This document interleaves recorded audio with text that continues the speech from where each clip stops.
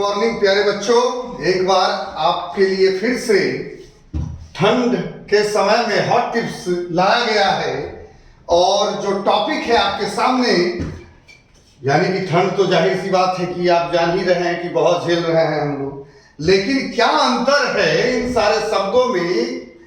और वे जो शब्द हैं आपके सामने, कूल, कोल्ड, चिल और क्या कहता है थंडर, यानी कि कूल, कोल्ड, चिल और कहता है थंडर। तो आखिर क्या डिफरेंसेस है इनके बीच में, तो हम लोग आज इस वीडियो को देखेंगे और इससे हम लोग सीखेंगे कि हाँ, इन चारों शब्दों में आखिरकार क्या अंतर है। तो हमने कहा कि सबसे पहला जो शब्द है आपके सामने, वो जो शब्द रखा गया है बाबू, कूल। और हमने कहा कि कूल तो कहता है it comes to show a moisture that is favourable to man. कहता है कि वैसा ठंड जो एक मानव इंसान के फेवर में हो, जिसे आसानी से सहा जा सके, जिसे नॉर्मली लोग सह लें। हम वैसे शब्दों के लिए जब हम यूज करते हैं तो कूल शब्द का यूज करते हैं। और आपके एग्जामिनेशंस के अंदर में भी ये सारे टर्म से सवाल पूछे जाते हैं, तो फिर से रिपीट कर दे रहे हैं। और हमने कहा कि it comes to show a moisture that is favourable to man. तो एग्जांपल में हम लोग देखते हैं बच्चा, और कहता है कि we get a cool morning in summer. गर्मियों के समय में जब हम सुबह उठते हैं तो ठंड जो महसूस होता है, तो जनरली वैसे ठंड के लिए हम कूल शब्द का यूज करते हैं। अगर ठंड का मौसम है और एक स्वेटर और इनर पे काम चल जाए, तो जनरली जो हम शब्द का यूज करेंगे बच्चा, वो शब्द जो होगा आपके लिए कूल। क्लियर है? हमने कहा कि we get a cool morning in summer. चलिए, तो ये स्टेटमेंट जो है या बिल्कुल आपका राइट है। नेक्स्ट टॉपिक के अंदर में हम बढ़ते हैं और कहते हैं कोल्ड। क्या कहता है? कोल्ड। तो कोल्ड में it comes to show a moisture का मतलब सभी बच्चों को पता है, नमी है ना, ठंड की बात हो रही है। It comes to show a moisture that is not favourable to man, जो कहता है कि एक इंसान के फेवर में ना हो, यानी कि ठंड का मात्रा जो है वह अधिक हो, है ना। तो वो अधिक हो तो थोड़ा हम लोग समझ लेते हैं। अभी विंटर सीजन चल रहा है हम लोगों का, अभी हम लोगों को ठंड अधिक ही महसूस होता है। तो कहता है कि we get a cold morning in winter, यानी कि विंटर में जो आपको ठंड लगती है, यदि लगती है, तो जनरली जो आप शब्द यूज करेंगे वहां पे बच्चा हमारा कूल नहीं यूज करना है, वहां पे जो शब्द यूज करना है वो आपका कोल्ड, यानी कि कूल के स्थान पर कोल्ड शब्द का हमको यूज करना है।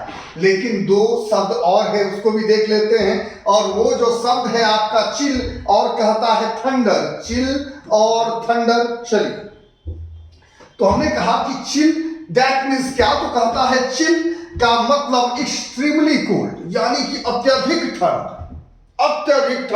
ठंड का मौसम है, लेकिन ठंड से भी ज्यादा हम लोग भाई एक कंबल से काम नहीं चल रहा, 2 कंबल का यूज करेंगे। स्वेटर से काम नहीं चल रहा है, मोटा जैकेट को हम लोग पहनना शुरू करेंगे। तो वहां पर जो जनरली हम यूज करते हैं वो शब्द हम यूज करते हैं चिल। और चिल दैट मीन्स हमने आपको जस्ट कहा कि एक्सट्रीमली कोल्ड, और कहता है we get a chill morning, यानी बहुत ज्यादा ठंड इन अ फ्रोजन एरिया, जहां बर्फ ये सब जमती है जनरली। जैसे भाई शिमला मनाली, कुल्लू मनाली, आप नैनीताल जाओ तो जाहिर सी बात है, जम्मू कश्मीर जाओ तो वहां पर जो शब्दों को जनरली आप यूज करोगे, वहां पर आप यूज करोगे चिल। ऐसा नहीं कि जस्ट चिल गाना वाला चिल मत समझ लेना। तो हमने कहा कि we get a chill morning in frozen area. तो यहां पर हम शब्द यूज जो कर रहे हैं वो चिल शब्द का यूज कर रहे हैं। नेक्स्ट के अंदर में आते हैं और कहता है थंडर सुनने ही में थोड़ा लगता है थंडर, लेकिन थंडर मतलब क्या? तो भाई कहता है फ्रीजिंग कोल्ड। थंडर का मतलब फ्रीजिंग कोल्ड, अब बर्फों में बर्फ ज्यादा, बहुत अधिक ठंड, यानी कि अब बहुत अधिक ठंड। आप लेह लद्दाख चल जाओ और लेह लद्दाख चल जाओ और ऊपर में -20 डिग्री, -30 डिग्री। हमारे जो सैनिक जो इंडियन आर्मी है वो -40 डिग्री में काम करते हैं हम लोगों की सुरक्षा के लिए, है? तो वैसे स्थान पे जो जनरली जो शब्द यूज होता है, आप जो शब्द यूज करते हैं थंडर, आपको पता है कि इतना ठंड होता है कि उसके वजह से ठंड में जनरली एवरेज औसतन वहां पे लोग मर जाते हैं और हमारे देश के सैनिक मरते हैं, है ना? तो हमने कहा थंडर, तो थंडर कहने का मतलब है कि फ्रीजिंग कोल्ड, बहुत ज्यादा ठंड, अत्यधिक ठंड, असहनीय ठंड, है ना? जो हम और आप नॉर्मल इंसान तो बिल्कुल नहीं सह सकते हैं, हमारे देश के वीर जवान सहते हैं, तब हम लोग सुरक्षित रहते हैं। तो फ्रीजिंग कोल्ड की चर्चा, तो we get a thunder weather on the top of the Himalayas range. आप हिमालयज रेंज की बात हो रही है, तो जैसे जहां पे कारगिल जनरली युद्ध हुआ है, वहां पे भी अभी सियाचिन जैसे जगहों में -40 डिग्री का तापमान होता है। अब वैसे जगहों के लिए अगर हम ठंड की बात करेंगे तो हम जो शब्द को यूज करेंगे मेरे बच्चा, वो थंडर शब्द का यूज हम लोग करेंगे। हम उम्मीद करते हैं कि आप सभी को ये चारों शब्दों के अंदर में जो डिफरेंसेस हैं वो बेहतर ढंग से समझ में आया होगा। और अगर कहीं से भी बच्चों यदि अगर दिक्कत होता है तो आप डायरेक्टली कमेंट करें, है ना? उसका आपको जवाब बिल्कुल दिया जाएगा। और अगर वीडियो पसंद आते रहे तो लाइक शेयर एंड सब्सक्राइब तो करते ही रहें और फॉरवर्ड करते रहें अपने दोस्तों को कि और भी अधिक मेहनत किया जाए आप छात्रों के लिए। चलिए, ओके, थैंक यू। सॉरी, अभी एक आध टॉपिक और हम लोग देख लेते हैं, और वो जो टॉपिक है वो इंडेक्स, यानी कि हमने कहा इंडेक्स चर्चा एक और टॉपिक के ऊपर में हम लोग कर लेते हैं, और वो जो चर्चा है इंडेक्स, तो हमने कहा कि इंडेक्स कहने का मतलब क्या? तो इंडेक्स, सबसे पहले इंडेक्सेस, यहां पर देखिए ये जो शब्द है ये आपका प्लूरल है, और हमने कहा इंडेक्स को हम दो तरीके से हम जानते हैं बाबू। एक हमने कहा कि इंडेक्स ये प्लूरल इंडेक्सेस में कन्वर्ट हुआ, और इधर हमने जस्ट कहा इंडाइसेस, यानी कि ये इंडाइसेस भी जो है वह आपका प्लूरल है, यानी कि इंडेक्स भी प्लूरल और इंडेक्सेस, इंडेक्स को इंडेक्सेस में बदले तो ये प्लूरल में कन्वर्ट हुआ, और इंडाइसेस यानी कि दो तरीके के शब्द में डिफरेंसेस को हमको जानना है, और तकलीफ भी आपको एग्जामिनेशन में इन्हीं दो तरीके के शब्दों में होगा। तो इंडेक्सेस सूचकांक, और कहता है कि इंडाइसेस, जस्ट चेंज किया गया और कहा गया इंडाइसेस यानी कि घातांक। अब कहता है कि सूचकांक भी आपका प्लूरल, और कहता है कि घातांक भी आपका प्लूरल। तो कहता है भाई कि परीक्षा में सवाल जब पूछे जाएंगे तो क्या किया जाएगा, तो थोड़ा सा देख लेते हैं एग्जाम्पल के माध्यम से। हमने कहा कि the indices of Yamuna street, Yamuna street सड़क का नाम है ना, राजमार्ग की चर्चा हो रही है। The indices of Yamuna street are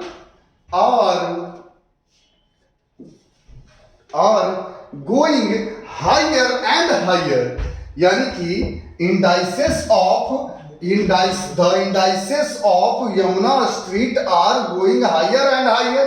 सबसे पहले तो यहां ध्यान हमको देना है कि सब्जेक्ट ये आपका जो है वो आपका प्लूरल है। हमने जैसा कि कहा कि सब्जेक्ट यदि अगर प्लूरल तो वर्ब जो शब्द यूज करेंगे वह हम क्या करेंगे, प्लूरल शब्द का यूज करेंगे, या इसलिए इज के स्थान पर यहाँ पे हमेशा आर शब्द का ही यूज हमको करना है। लेकिन टॉपिक है इंडेक्स, तो हमने कहा कि the indices of Yamuna street are going higher and higher, तो कहता है क्या इंडाइसिस होगा, क्या घातांक होगा। घातांक का चर्चा जो जनरली बच्चों किए जाते हैं वो मैथमेटिक्स के अंदर किए जाते हैं, न्यूमेरिकल्स के अंदर किए जाते हैं, फिजिक्स के अंदर जनरली किए जाते हैं, ना कि आपका किसी राजमार्ग के लिए या किसी अदर चीज के लिए किए जाते हैं। तो ये जो स्टेटमेंट है वह आपका बिल्कुल बिल्कुल ही रॉन्ग है, यानी कि ये स्टेटमेंट आपका गलत है। तो इसको जब इंप्रूव करेंगे तो हम जस्ट करेंगे the indexes of Yamuna street are going higher and higher. हमने कहा कि the indexes of Yamuna street are going higher and higher, तब जाकर यह स्टेटमेंट बिल्कुल क्या होगा, सही होगा। हमने कहा इंडाइसिस की भी चर्चा साथ में कर ही ली जाए, तो कहता है इंडाइसिस का मतलब घातांक, यानी कि ये घातांक, और इंडाइसिस शब्द प्लूरल है, हमने ऑलरेडी आपको कहा। और इस पे एग्जांपल हम लोग जब समझेंगे तो कहेंगे I can't solve the questions, I can't solve this questions related to the indexes of mathematics, to the index. अरे मैथ्स में, न्यूमेरिकल्स में घातांक कभी नहीं होता है, सॉरी सूचकांक कभी नहीं होता है, जब भी होगा तो घातांक होगा। तो जब हम घातांक करेंगे और शब्द यूज किए हैं I can't solve the question related to the indexes, यानी कि इंडेक्सेस सूचकांक, तो यानी कि यह स्टेटमेंट जो है बिल्कुल गलत है। तो इसको जब हम सही करेंगे बच्चा मेरे, I can't solve the questions related to the indices of mathematics, यानी indices of mathematics। तो यहां जब हम जनरली यूज करेंगे तो indices शब्द का यूज करेंगे, ना कि हम लोग indexes का यूज करेंगे, है ना। तो थोड़ा आपको स्टेटमेंट ये राइट हो जाएगा और थोड़ा आपको ये फास्ट जरूर हम दिखते होंगे, लेकिन अगर आपको कहीं से भी तकलीफ हो और लगे कि सर जी तेज में समझा रहे हैं, तो आप बैक में जाएं, रिपीट में जाएं और फिर से एक बार वीडियो को आप दोबारा देखें, और उसमें अगर कहीं से तकलीफ होता है तो नो डाउट आप कमेंट करें, और बढ़िया लगे मेरे बच्चों तो लाइक शेयर एंड सब्सक्राइब अवश्य करते रहें, क्योंकि आपकी सपोर्ट की आवश्यकता तो हमें हमेशा ही होगी। चलिए आज के लिए आपका क्लास यहीं स्थगित होता है। Okay, thank you.